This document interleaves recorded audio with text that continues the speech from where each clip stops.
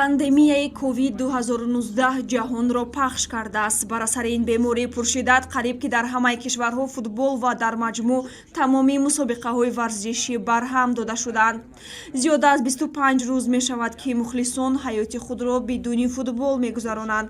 Коронавирус охирҳои моҳи декабри соли 2019 шаҳри Ухани кишвари Чин пайдо шуда буд. Имрӯз бошад он тамоми Гетиро фаро гирифтааст. хушбахтона то имрӯз дар Тоҷикистон ин вирус ба қайд гирифта нашудааст. Ҳамин тавр Федератсияи футболи Тоҷикистон ба хулосае омад ки чемпионати кишвар байни дастаҳои Лигаи Олиро оғоз бахшад, аммо барои пешгирӣ ва бехатарии мардум масъулин тасмим гирифтанд ки бозиҳои мазкурро бидуни мухлис баргузор кунанд. Ҳоло дар саросари ҷаҳон танҳо чемпионатҳои футболи се кишвар Тоҷикистон, Беларусия ва Никарагуа ҷараён доранд ки диққати тамоми сайёра ба онҳо равона гардидааст.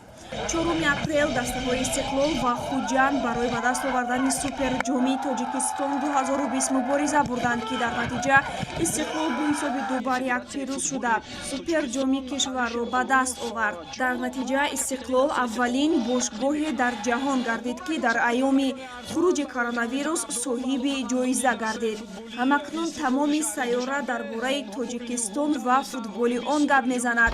Футболи тоҷик сархати кулли сомонаҳои ҷаҳонро фаро гирифт. Диққати топ нашрияҳои бузург ба мисоли The Guardian-и Британияи Кабир, Халиҷ Таймс-и Амороти Муттаҳидаи Араб, Спорти Испания, NU-и Шоҳигарии Нидерландия, Стандарт Медиаи Амрико, Дейли Сабаҳи Туркия, Sky Sports-и Британияи Кабир, First Post-и Ҳиндустон, The Star-и Малайзия, Match TV Россия ва ҳамчунин Japan Times-у Марка низ нашрияҳои худро бо маводҳо дар бораи Тоҷикистону футболи он пур карданд.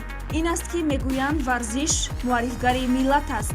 Имрӯз футболи тоҷик тавонист дар саросари ҷаҳон аз худ дарак диҳад.